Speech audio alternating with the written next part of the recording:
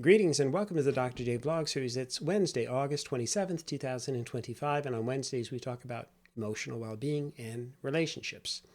So the theme this week for the Dr. J Vlog Series is persistence, but I'm actually going to add a couple of other P's to the discussion today when we talk about emotional well-being and relationships. More in a moment. Let me start by saying the obvious. We live in a world of fast food and lightning quick communication, immediate answers, instant gratification. And if there's a shortcut available, generally speaking, we'll try to take advantage of that. And much of this, of course, has helped us in a variety of different ways, but most importantly in terms of our efficiency. And efficiency is generally a good thing. I'm not knocking it at all. In fact, there's many aspects of modern life where it's quite helpful to have the modern technologies available, and sometimes even for life-saving purposes. So that's great. So I'm glad we have computers and we have cell phones and refrigerators and microwaves and so much more. That's all cool. My point today is simply that not everything, though, is about efficiency, especially if you're talking about creating a healthy self and in terms of healthy relationships. So, and I'll talk a little bit about both, but let me start on more on the relationship side. So a healthy and strong relationship of any kind requires, again, the three P's, as I call them: a plan, persistence, and patience. You can't just raise a child, obviously, in a few weeks or a few months, even a few years. You have to do some real planning. You have to stick to the plan. That's the persistence part.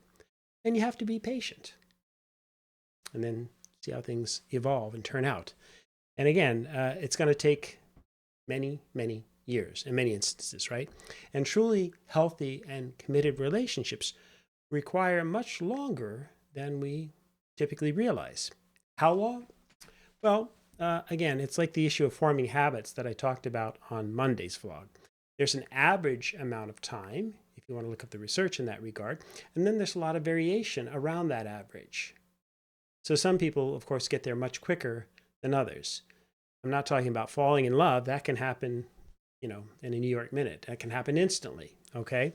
But being in love isn't the same thing as having a healthy, committed relationship. In fact, some people might be in love with each other, for years, whatever, and never develop a really healthy and secure relationship. So, but again, let me now back up and suggest that you start with yourself. So work on being, first of all, patient and persistent with respect to your own healthy habits, okay? Resolving problems that you've had. Maybe they go all the way back to your childhood. Developing a healthier attitude towards life. And if you don't do all that stuff early on or before you get into serious relationships, or even if you're in relationships, including professional relationships, sometimes you're going to be hurting yourself. You're going to be reducing your chances at being successful, whether it be in your job, whether it be in your family relationships or what have you. Now, if you're doing well already, great. If you're reasonably healthy, and I don't just mean physically, but psychologically and emotionally, then you're definitely going to have a much better chance at success. Again, both personally and professionally. So many people are already there by the time they're in their 20s. Again, I'm not going to try and put a number on that. I'll just suggest anecdotally, I've had a lot of students over the years I've been incredibly impressed with, for example. And people I've gotten to know, many of them. I've worked with them. Many of them have been my RAs and TAs and so on. And I've been amazed at just how mature and how together some of these people are. And again, we're talking about 20, 21, 22-year-olds. But of course, it's a wide continuum, right? And I've seen, students who are struggling, obviously, and much more. So I know that in my own case, when I was in my 20s, I would say I wasn't as healthy as I would have liked to have been, or compared to some of these amazing young students that I've had over the years. And indeed, I would even go so far as to say I wasn't really ready. I mean, I was a good guy and, I tried and et cetera, but I didn't have it all together when I got married the first time. And I think that's the main reason, quite honestly, why the relationship didn't work. Not on my partner's side, but I think it was really mostly my fault. But again, I don't want to get the key point is that wherever you are in life, you can still make a change. And again, if you don't make a change and you're struggling with something, that's almost certain to continue, right? By definition. So, but making the change then has to start with a plan. And some, of course, are going to have to work harder at implementing that. And for some, it's going to take much longer.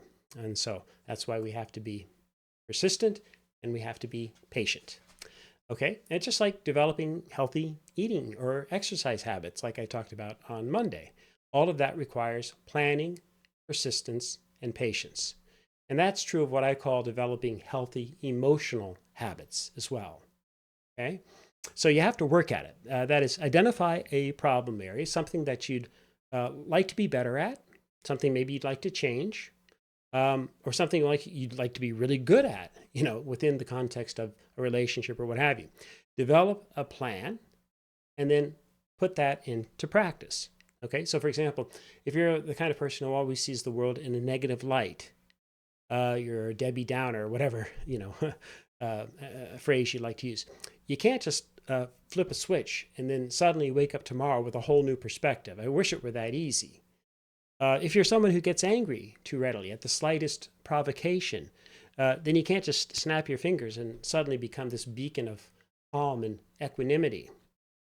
If you're someone who has never been able to express appreciation for the important people in your life and what they've done for you, it's hard to automatically then just start being grateful. And so many more examples. And the same logic, of course, applies to relationships.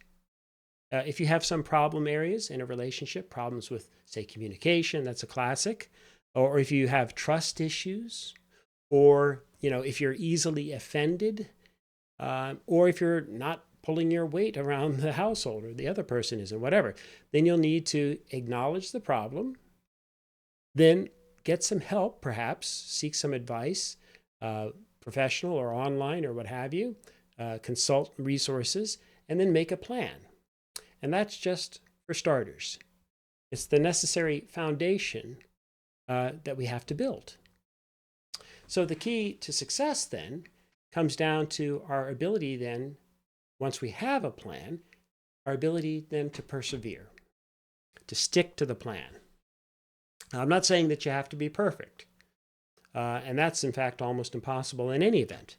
But it's crucial that you keep trying.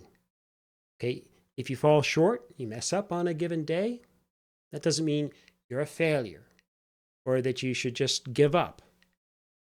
It may require that you apologize if you've messed up in such a way that you've hurt someone. That might be necessary. Or you may need to simply cut yourself a break, cut yourself some slack because you broke your fast at the wrong time or whatever. And then try again. Okay? So get back to work, try again, and be patient. And then the change will come. But it takes time, obviously. So it's like the book that I just finished writing. I mentioned this yesterday, I believe, or the day before. But I made a plan and I stuck to the plan. Okay? Not every day was a great day, to be sure. Once in a while, I veered from that plan, or I let some negativity or self-doubt creep in. But rather than let that consume me, I developed coping strategies. And most important of all, I persisted. Okay? I cut myself some slack, got back to work, reminded myself to be patient. And little by little, the progress happened. The pages added up, the chapters eventually got completed. And after 3 years, I finally submitted the daggone thing to the publisher. Again, I just did that, like literally yesterday. So originally, I thought I'd have the book done in 18 months. But it didn't happen for various reasons. But I've accepted that. Or I had to accept that, and then I had to figure out how I would move on. Okay. And rather than, again, allow the doubt and the negativity to, consume me, hey, it's 2 years and I'm still not done. I'm such a loser, right? I didn't go there. Instead, I recalibrated, revised the plan, and then again, stuck to it. And it's great, by the way, to have others, if they're available, or build them into your lives, into your networks. It's great to have others in your social circle who can help build you back up and give you some confidence too. And so if you can, again, surround yourself with those people, or at least try to get one or two key ones in your life if you don't have them already. Get them on board, and they'll ideally stick with you and hold you accountable, hopefully in a good way, okay? Not the kind of way that makes you feel guilty or like a loser or like they're threatening you or what have you, but they help build you back up because they want to see you succeed. Okay. My wife's really good at that, for example. And I'm really good at encouraging her too when she, makes a plan. Again, and if you can hold each other accountable, but in a loving and supportive way rather than in a judgmental or a threatening manner, well, then you're well on your way to a healthy relationship. Okay, so final thing for today. If you're not currently perfect, and I don't know many of us that are, or if your relationship isn't currently perfect, then take a look to see what's wrong and what you'd like to work on. Okay? And then proceed with the 3 P's: planning, persistence, and patience. Make a plan, stick to the plan, and don't rush. Be patient. And so just remember that little bit of advice. Use this, hopefully, to your advantage wherever you want to make a change in your life, just to improve your own well-being, or again, especially in terms of your important relationships that you want to nurture and develop. Okay? Planning, persistence, and patience. Not perfection. That big P is the one that can undermine the whole endeavor. Well, it's not perfect, so why should I even bother continuing? Okay? If I'd waited for perfection, I'd never have submitted the manuscript to my publisher. So don't be a slave to perfection, which was often my problem, probably the bane of my existence for most of my life. But again, thankfully, at least some years ago, I learned to let go of that. Could these vlogs be better? Of course. Could I do some editing, make them more professional, more on point, improve the look or the quality? Absolutely. But it'd take a heck of a lot longer to do these. Okay? So I strive to do the best I can, but I don't worry about being perfect, and nor should you. So instead, just follow the 3 P's: planning, persistence, and patience. So I do some planning every day. I follow through with what I planned. That's the persistence part. And then I just have to be patient to see if this stuff has any impact, right? My son, a musician, taught me some years ago, hey, it's okay if you're not selling millions or even thousands of copies of your record like the big stars. Do you believe in what you're doing? And can you connect with even just a few hundred or maybe a few dozen people? Well, like these vlogs, then that's cool, right? That's a good start. I've heard from some of you offline or in emails and that sort of thing, other forms of communication, and some of you really like this stuff. So that's great too.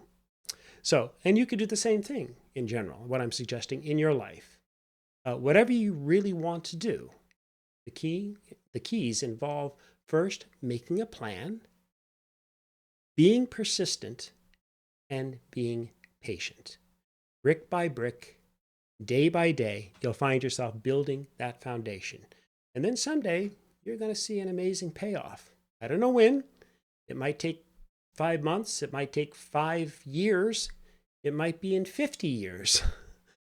But it'll come. So in the meantime, may you and yours continue to create peace in your lives, nurture love in your hearts, and dole out hugs in abundance. Cheers.